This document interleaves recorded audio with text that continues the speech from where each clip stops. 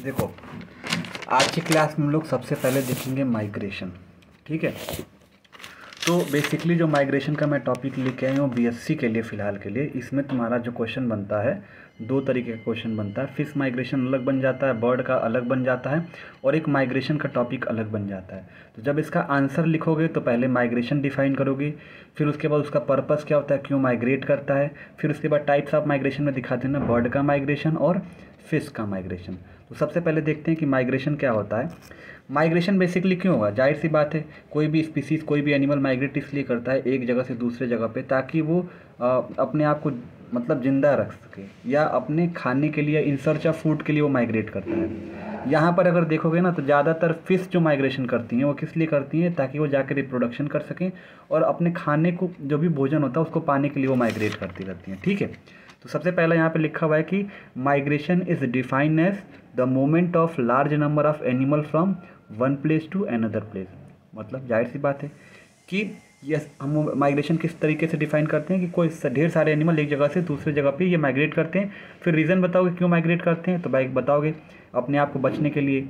To migrate, they migrate to escape from local climate, या in search of food के लिए क्या करते हैं, ये माइग्रेट करते हैं पूरी तरीके से। ठीक है, उसके बाद जो एग्जाम्पल कुछ बता दोगे इसके अंदर कि सम, जैसे कि कुछ जो मान लो कि कैसे कुछ बर्ड्स होती हैं जो हमारा आर्टिक मतलब जो होता है, जो भी रीजन होता है, गर्म रीजन हो गया और ठंडा रीजन होता है, तो जो ठंडा रीजन में पसंद करती हैं, जाहिर सी बात है अगर वहाँ गर्मी पड़ने लगी तो वो ठंडी रीजन में चली जाएंगी। तो इसी तरीके के कुछ स्पीसीज होती हैं वो माइग्रेट करती हैं। यहाँ पे मैंने एग्जांपल लिखा है कि कुछ मैमल भी माइग्रेट करते हैं और कुछ बर्ड भी माइग्रेट करते हैं। अब देख यहाँ पे बताते हैं हम कि पर्पस ऑफ माइग्रेशन क्या है। तो पर्पस ऑफ माइग्रेशन हमारा पहला ये लिखा हुआ है कि एक्सेसिव कोल्ड और summer heat change to live. जाहिर सी बात है, ज़्यादा गर्मी पड़ने लगी कि ज़्यादा ठंडी पड़ने लगी तो माइग्रेट करना पड़ेगा, क्योंकि भाई वो बॉडी उसकी अडेप्ट नहीं कर पाएगी।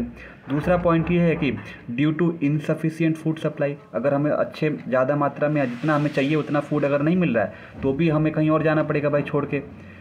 तीसरा रीज़न ये है कि मान लो ड्यू टू वार्म मंथ है, जैसे इलाहाबाद में इस टाइम क्या है, गर्मी पड़ रही है, तो इसके वजह से क्या होगा कि माइग्रेट करना पड़ेगा एक जगह से दूसरे जगह पे।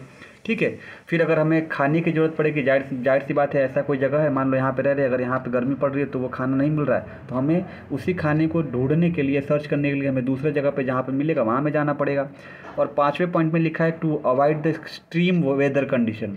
ज़्यादा गर्मी को हम भाई टॉलरेट नहीं कर पाते ना कोई ऑर्गेनिज्म, तो इसको अवॉइड करने के लिए हमें माइग्रेशन करना पड़ता है। और सबसे लास्ट में लिखा है फॉर ब्रीडिंग और रिप्रोडक्शन के लिए भी जो स्पीसीज़ या एनिमल होते हैं वो माइग्रेट।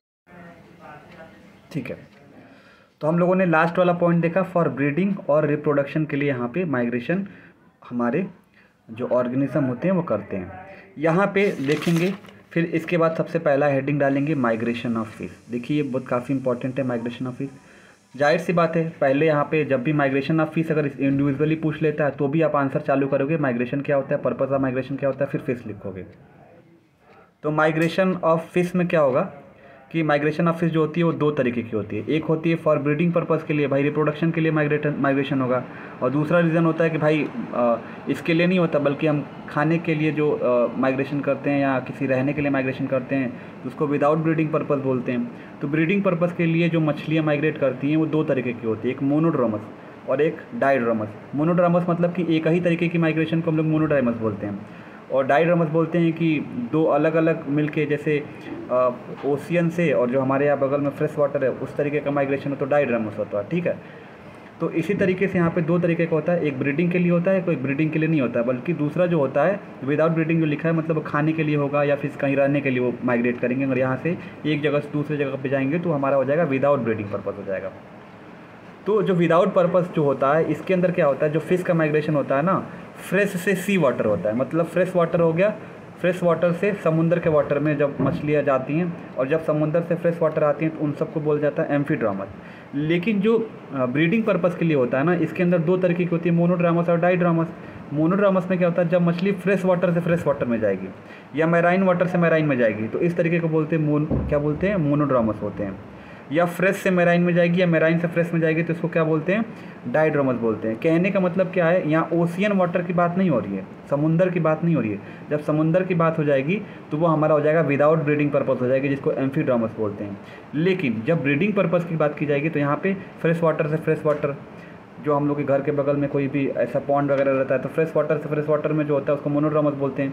या इसको बोलते हैं एक ही तरीके का हो गया ना तो इसको मोनो बोलते हैं। मोनो मतलब एक ही तरीके का, जैसे इन्वायरमेंट है, मतलब हम गर्मी से गर्मी वाले रीजन में जा रहे हैं, यानी कि सेम तरीके का पॉन्ड है ना, fresh water to fresh water है, अलग नहीं है। और डाइड्रामस में क्या होता है, fresh water to marine water होता है। जैसे फ्रेश वाटर हो गया और मेराइन में चला गया, मेराइन से फ्रेश में चला गया, इसको डाइड्रामस बोलते हैं। लेकिन जो विदाउट ब्रीडिंग वाला होता है वो सीधा समुंदर की बात, ओशियन की बात हो जाती है। जब फ्रेश से हम ओशियन में जाते हैं, ओशियन से फ्रेश में आते हैं, तब उसको बोलते हैं एम्फीड्रामस। तो जो मोनोड्रामस होता है वो दो तरीके का होता है, एक पोटाड्रामस होता है, इनको नीचे लिखें, और एक ओशियोनोड्रामस होता है। और डाइड्रामस जो होता है वो एनाड्रामस होता है और कैटाड्रामस होता है। तो इसको ध्यान देना। अब एक एक करके डिस्कस करते हैं कि मोनोड्रामस क्या होता है और डाइड्रामस क्या होता है। मोनोड्रामस जो होता है वो दो तरीके का होता है, मैंने बताया पोटोड्रामस और ओशियोनोड्रामस। तो पोटोड्रामस में क्या होता है, मैंने बताया ये मोनो ही एक तरीके के होते हैं, तो एक ही तरीके के होंगे ना पोटो और ओशियोनो में। तो जो बेसिकली पोटोड्रामस में, इसमें माइग्रेशन जो होता है फ्रेश वाटर से फ्रेशे वाटर में होता है।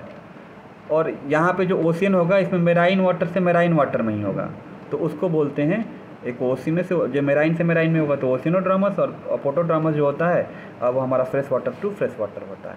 एग्जाम्पल लिख देना। फिर बात करेंगे डाइड्रामस। डाइड्रामस में मतलब क्या होता है, फ्रेश से मेराइन, मेराइन से फ्रेश।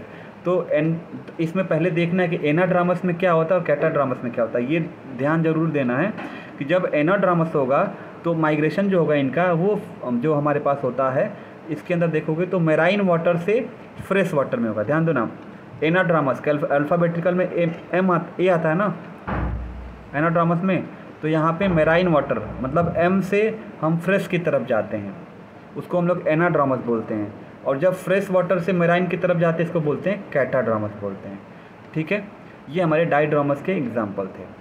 अब आते हैं बर्ड के माइग्रेशन में, क्योंकि ऑलरेडी एम्फीड्रामस तुम लोगों ने देख लिया, सी वाटर से फ्रेश वाटर में जाना होता है, कल स्पेशल केस होता है।